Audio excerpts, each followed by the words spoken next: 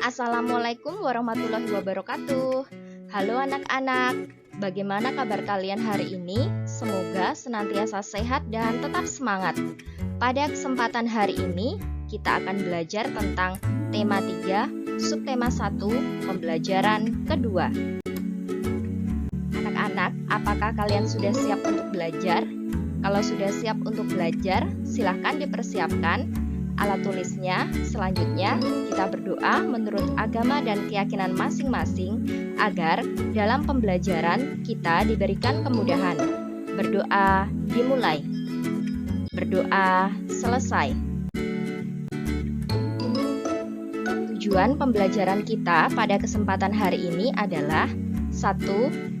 Dengan membaca wacana berjudul Benda Terbuat dari Kayu, siswa dapat menemukan kosakata baru yang terdapat dalam wacana. Kemudian yang kedua, yaitu dengan melakukan praktik musyawarah, siswa mengetahui arti penting melakukan musyawarah untuk menyelesaikan musyawarah dengan tepat. Tujuan pembelajaran yang ketiga, yaitu dengan berlatih melempar dan menangkap bola, siswa dapat mempraktikkan langsung melempar dan menangkap bola dengan tepat. Anak-anak, pembelajaran kita mulai dengan membaca suatu teks. Benda terbuat dari kayu. Sebutkan bahan untuk membuat pensil. Pensil terbuat dari kayu. Di sekitarmu banyak sekali benda yang terbuat dari kayu. Beberapa di antaranya adalah meja, kursi, dan lemari. Kayu juga digunakan untuk membuat benda kerajinan, misalnya patung dan figura. Kayu adalah bagian dari pohon. Untuk memperoleh kayu, kita harus menebang pohon, kemudian mengambil bagian batang untuk diolah menjadi berbagai macam benda. Perubahan dari batang kayu menjadi benda-benda tersebut melalui proses yang berbeda-beda. Nah, ini adalah contoh benda-benda yang terbuat dari kayu. Pertama, batang pohon ditebang. Batang pohon yang telah ditebang disebut kayu gelondongan atau log. Kemudian, log dikirim ke pabrik atau pusat penggergajian.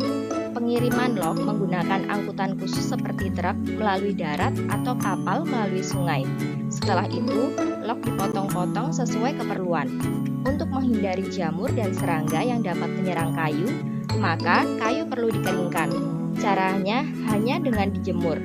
Kayu dijemur sekitar 2 hingga 4 minggu. Setelah dijemur, kayu siap diolah sesuai keperluan. Kayu dapat dipilih menjadi bahan dasar benda. Mengapa? Karena kayu mempunyai banyak keunggulan. Keunggulan kayu adalah mudah dibentuk. Beberapa benda yang terbuat dari kayu jati dapat bertahan sampai puluhan bahkan ratusan tahun. Kelemahan benda berbahan kayu adalah tidak tahan api, sehingga mudah terbakar. Namun, ada beberapa jenis kayu yang mudah terserang rayap atau serangga lainnya. Nah, anak-anak, selanjutnya berdasarkan wacana di atas, jawablah pertanyaan berikut. Yang pertama, berapa lama waktu yang dibutuhkan untuk pengeringan kayu? Kira-kira berapa lama ya, anak-anak? Ya, sekitar 2-4 minggu. Kemudian soal yang kedua, apa keunggulan benda yang terbuat dari kayu? Keunggulan benda yang terbuat dari kayu adalah mudah dibentuk. Beberapa benda yang terbuat dari kayu jati adalah dapat bertahan sampai puluhan bahkan ratusan tahun. Kemudian soal yang ketiga, apa kelemahan benda yang terbuat dari kayu? Kira-kira apa ya anak-anak? Kelemahan benda yang terbuat dari kayu adalah tidak tahan panas sehingga mudah terbakar. Kemudian beberapa kayu itu mudah terserang rayap atau serangga. Soal yang keempat, tuliskan contoh benda yang terbuat dari kayu. Misalnya meja, kursi, lemari, pintu, dan lain-lain. Nah, anak-anak, kalian bisa menjawab pertanyaan sesuai dengan jawaban kalian masing-masing ya. Perhatikan benda-benda di sekitarmu. Adakah yang terbuat dari kayu? Tuliskan hasil pengamatanmu di kolom yang telah disediakan. Misalnya seperti ini. Nomor 1, nama benda adalah lemari pakaian. Kegunaan benda itu untuk menyimpan pakaian. Kemudian yang kedua adalah meja. Kegunaan benda meletakkan sesuatu. Kemudian nama benda yang ketiga adalah kursi. Kegunaan benda adalah untuk tempat untuk duduk. Nah, anak-anak, kalian bisa menambahkan benda-benda yang ada di sekitar kalian yang terbuat dari kayu beserta kegunaannya ya. Desa tempat tinggal Siti dan teman-teman mempunyai hutan. Di dalam hutan tersebut terdapat beraneka jenis pohon. Fungsi hutan antara lain untuk menyerap air hujan. Hutan menyimpan air hujan tersebut dalam jumlah yang banyak. Namun, ketika hutan digunduli, membuat aliran air terganggu. Hal ini menyebabkan air menggenang. Akhirnya terjadi banjir yang mengalir ke pemukiman penduduk. Kebutuhan benda dari kayu yang terus meningkat mengakibatkan kebutuhan akan bahan kayu terus meningkat. Setiap tahun banyak pohon yang ditebang untuk mendapatkan kayu. Terkadang ada sekelompok orang yang menebang pohon tanpa izin. Kegiatan ini disebut penebangan liar. Semakin lama jumlah pohon di hutan semakin berkurang.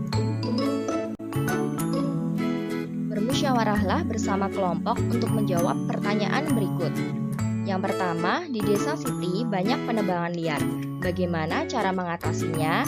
Nah, misalnya dengan meningkatkan kesadaran masyarakat supaya tidak menebang pohon secara liar, serta memberikan sanksi yang tegas bagi para pelanggarnya. Soal yang kedua, apa yang terjadi jika penebangan liar tidak dihentikan?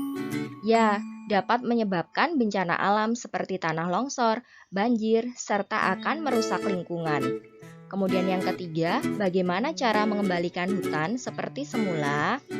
Yaitu dengan cara reboisasi atau penanaman kembali hutan yang gundul, serta melakukan tebang pilih. Nah, anak-anak, untuk menjawab pertanyaan nomor 1 sampai dengan nomor 3, kalian dapat bermusyawarah dengan teman kalian ya. Musyawarah itu bertujuan membahas bersama suatu masalah dengan tujuan mencapai keputusan bersama untuk menyelesaikan masalah tersebut.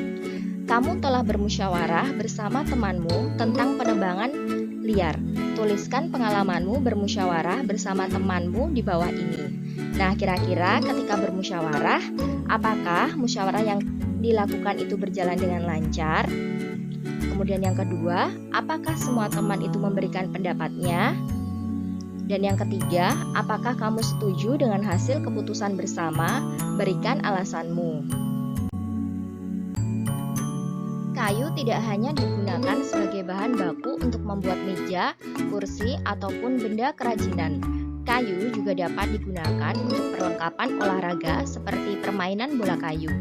Pada permainan bola kayu, perlengkapan yang digunakan adalah bola dan pemukul. Bola dan pemukulnya terbuat dari kayu. Pemain harus memukul bola menuju ke gawang kecil. Gawang kecil juga terbuat dari kayu. Perhatikan gambar di bawah ini. Sekarang kita akan melakukan kegiatan menangkap dan melempar bola. Tetapi bola kayu tidak digunakan untuk melempar maupun menangkap bola. Mengapa? Karena bola kayu berat. Kita akan bermain menggunakan bola yang terbuat dari plastik atau kulit sintetis. Bola ini lebih ringan ketika dilempar dan ditangkap. Mari berlatih menangkap dan melempar bola. Perhatikan cara melempar dan menangkap bola yang benar. Nah, ini adalah gambar gerakan dasar melempar. Dan yang ini adalah gerakan dasar menangkap. Gerakan kombinasi melempar dan menangkap. Nah, anak-anak, kalian bisa mempraktekkan gerakan-gerakan tersebut di rumah ya.